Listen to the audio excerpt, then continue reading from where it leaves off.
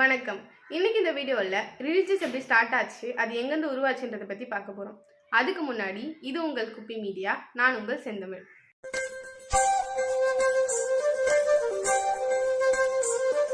பூமி உருவான போது உயிர்கள் வாழ தகுதியானதாக இருந்துச்சா? இல்லை.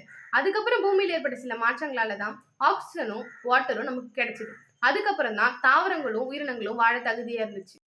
அதுக்கப்புறம் தான் ஒரு சில உயிரியான அமீபா வந்துச்சு. அப்போ நடந்த பரிணாம வளர்ச்சியால தான் குரங்குலேருந்து மனிதன் உருவானா. அப்ப ரிலீஜியஸ் இருந்துச்சா? இல்லை. மனிதன் உருவான போது காட்டுமிராண்டித்தனமாவும் முரட்டுத்தனமாவும் வாழ்ந்தான். அவனை கட்டுப்படுத்த யாருமே இல்லை. முதல்ல மனிதன் இடி, மின்னல், காற்று, மழை, நெருப்பு இதாலான பாதிப்பால பயந்தான். இந்த பயம் தான் பிற்காலத்துல அவனை நல்வழிப்படுத்துச்சு.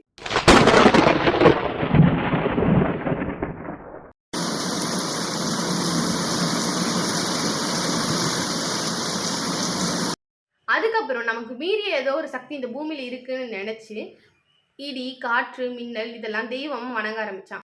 உலகத்துல பல்வேறு பகுதிகளில் வாழ்ந்த மனிதர்கள் அவர்கள் விருப்பத்திற்கு ஏற்றவாறு வழிபாட்டு முறையை ஏற்படுத்தி கொண்டனர். இந்திய துணைக்கண்டத்தில் வாழ்ந்த மனிதன் காலப்போக்கில் சிலை வழிபாட்டிற்கு மாறினான். சிலை வழிபாடுதான் பிற்காலத்தில் இந்து மதமா உருவாச்சு. யாரோட வழிகாட்டுத்தனமும் இல்லாம உருவான இந்து மதம் பிற்காலத்தில் வந்த முனிவர்களாலேயும் அரசர்களாலேயும் புலவர்களாலேயும் மேல் மேலும் வளர்ந்தது.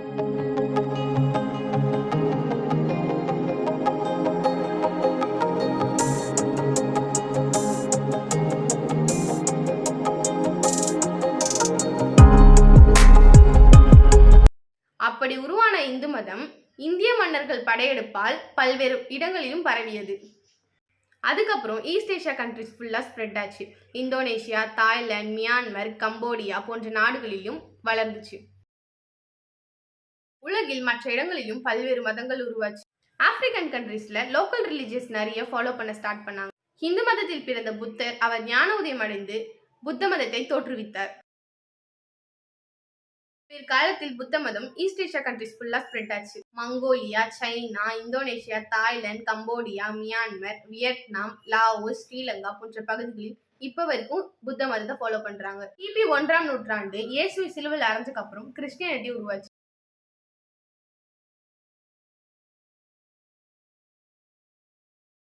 யூரோப் கண்ட்ரிஸ் ஃபுல்லா ஸ்ப்ரெட் ஆச்சு. பிற்காலத்துல வணிகம் செய்ய சென்ற யூரோப்பியன்ஸ் அங்கேயும் கிறிஸ்டியானிட்டியை ஸ்ப்ரெட் பண்ணாங்க. Philippines, East Timor, Papua New Guinea போன்ற நாடுகளில் மெஜாரிட்டியா கிறிஸ்டின்ஸ் தான் இருக்காங்க.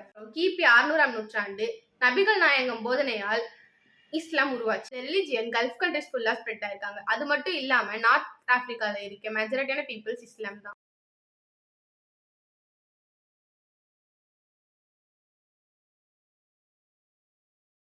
அரேபியன்ஸ் படையெடுப்பால் இந்த மதம் இந்தியா மட்டும் இல்லாமல் ஆசிய கண்ட்ரிஸ் ஃபுல்லா ஸ்ப்ரெட் ஆச்சு. உலகத்திலே இஸ்லாம்ஸ் அதிகமா வாழ்ற நாடுன்னு பாத்தீங்கன்னா இந்தோனேஷியா.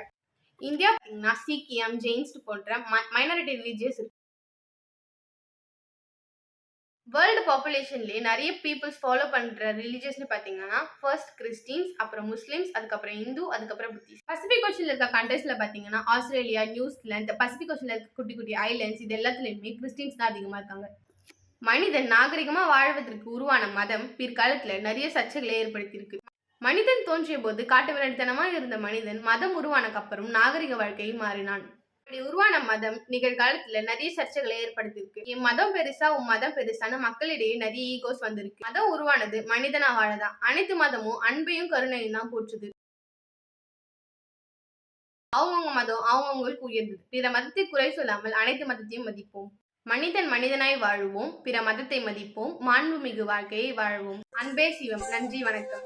உங்களுக்கு பிடிச்சிருந்தா லைக் பண்ணுங்க, சப்ஸ்கிரைப் பண்ணுங்க, உங்க ஃப்ரெண்ட்ஸ்க்கு ஷேர் பண்ணுங்க. உங்களிடமிருந்து விடைபெறுவது செந்தமிழ்.